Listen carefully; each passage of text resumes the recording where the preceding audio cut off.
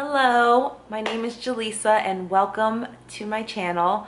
Today I want to share my story about depression and self-harm and suicide.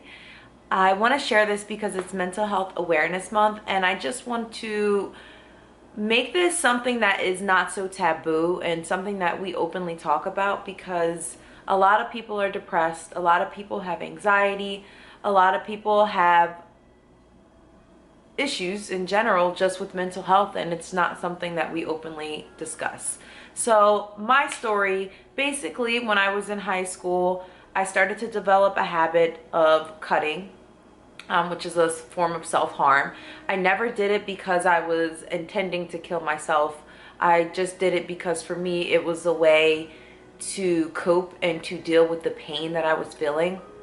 I started to become really depressed, and I think that a lot of times we don't always realize we're becoming depressed, and that's what I really wanted to focus on. So many times we think that it's a phase that someone's going through, or that, you know, you're just having these negative thoughts, and before you know it, it's a slippery slope. And that's how it happened for me.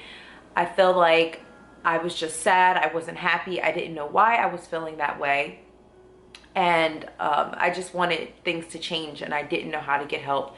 I didn't know how to feel better. I wasn't motivated. I was hopeless. Depression can show up in different ways for different people. A lot of times what depression will look like is someone who is hopeless, sad, very withdrawn, doesn't want to engage with people, or they're not being like themselves when they are with people.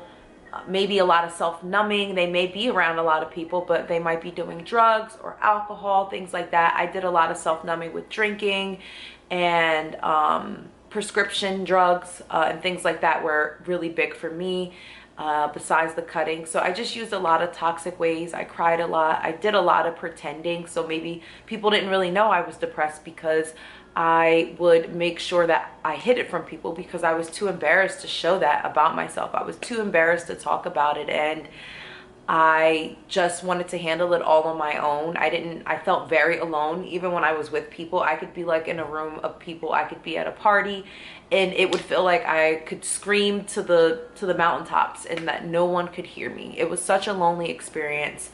It's very terrible. My appetite changed. I noticed that I didn't want to eat as much when I got really, really depressed. For some people, it's the opposite. They'll tend to eat a lot. And the same thing with sleeping. A lot of people will either sleep a lot or they won't sleep at all. So it manifests in different ways. Usually depression, they say if you have like these characteristics more than 2 weeks combined, like multiple of these symptoms combined.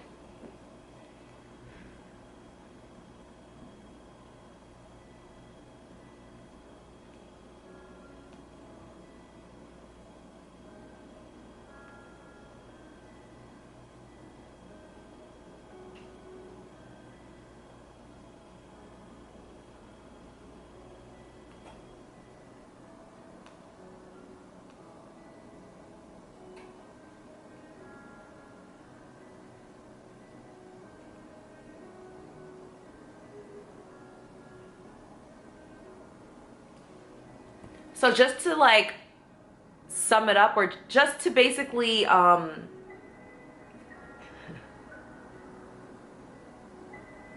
so just to make you guys aware, main symptoms of depression, a big one is loss of interest in things that you used to like to do, or loss of interest in things that someone used to like to do, as well as hopelessness, being sad, like I said, down all the time.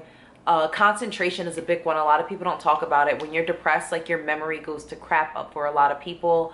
Appetite changes, mood swings, changes in sleep patterns.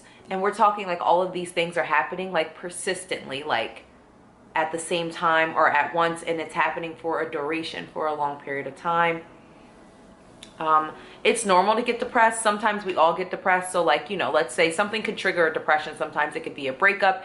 It could be someone died. It could be, you know, you moved. For me, I had moved to a new location, and I don't know if that's what it was, but I started to feel very depressed. I noticed when I changed schools, and I was a junior in high school, you know, so I didn't really, you know, I had to make new friends and things like that, which was pretty easy for me to make, even though I was new in school, I did gravitate and make new friends, but a lot of my friends tended to have the same issues as me, so that didn't help. And sometimes you don't need a reason to be depressed. A lot of times, I think for me, some of the things that really hurt me and that didn't help when I was depressed was basically people telling me I was doing things for attention, like I was cutting myself for attention, or oh, you're not depressed, you're too young, you don't know what depression is. And those type of things were things that really got down to me. Or, you know, are you sure you're depressed? Or you don't have anything to be depressed about. So all those different things, like a lot of blame and guilt, I noticed was surrounded for the people that weren't empathetic to me. And that really did not help me with coping with my depression, was not having the support system. So for me, that was kind of the worst thing. And also like people being angry at me for being that way. So I kind of felt like I was dealing with something so dark and heavy within myself that I was not myself. You know, it was a slippery slope. And even with the suicide, like I think, you know, for me, my suicidal ideations and my suicidal thoughts and wanting to feel like I didn't want to live anymore, it started so small. It would start like, oh, I wish I wasn't here anymore, or I wish I didn't wake up tomorrow. You know, it didn't start out with me having a plan to kill myself or me wanting to kill myself. It just started very slowly, like me being sad, me feeling like I didn't want to be around anymore, me feeling like I just wanted to escape, that life wasn't worth living anymore, and just feeling like I was wearing a mask and that I had to pretend all the time. And it was exhausting feeling that way all the time. Like I hated feeling that way. I didn't want to feel that way. So that was like a big thing for me. And then I feel like too, also people not understanding, just basically not having compassion or listening ears.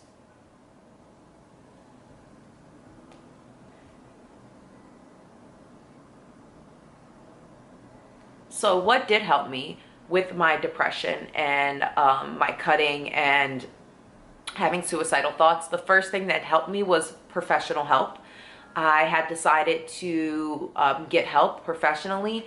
So I did visit different therapists and along those lines, and eventually went to a hospital because the suicidal thing became too much. And, you know, with my cutting, and it was a lot.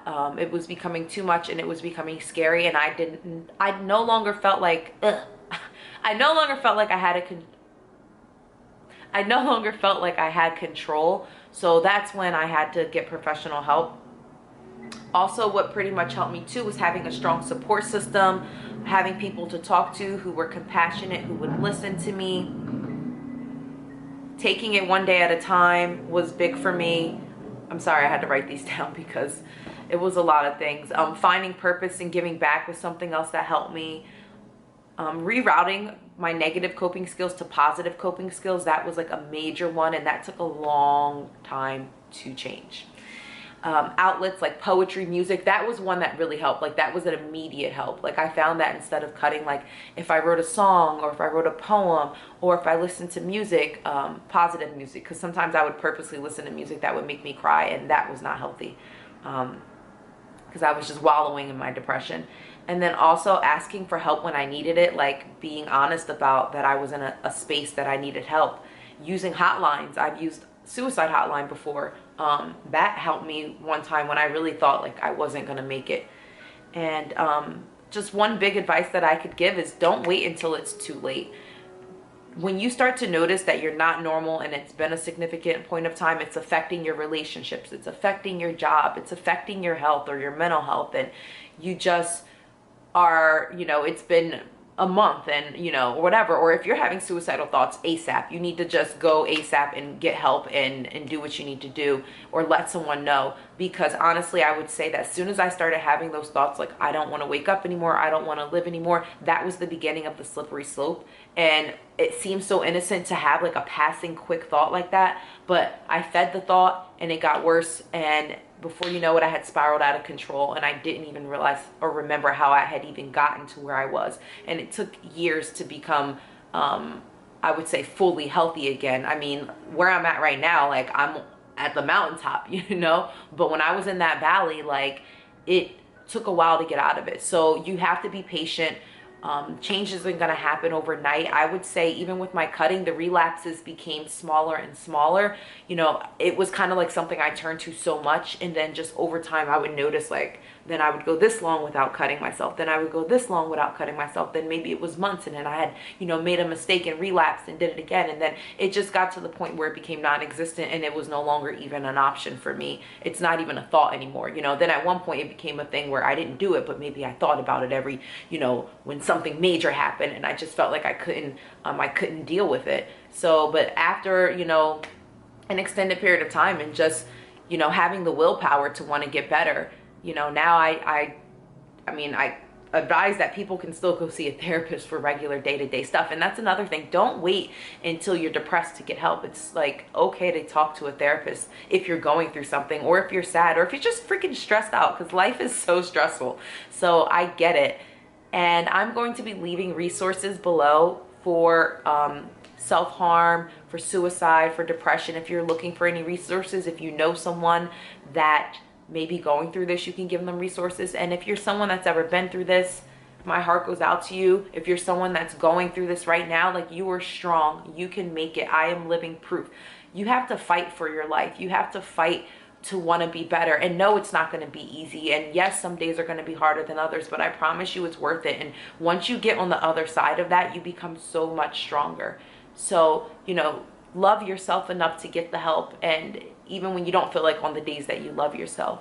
And if, you know, you need help, reach out, reach out, reach out, reach out. That's the biggest thing I can say. Use your resources, use your support system. I know it's hard because you don't feel like you want to do anything when you're depressed, but it's definitely possible. I'm living proof that you can come out on the other side of this on top. Thank you so much for watching my channel and for listening to my story. And please don't forget to comment if you've been through this, you know, or if you're going through this, or if you have questions or anything. Comment, like, and definitely subscribe if you want to watch more of my videos. Thank you, guys.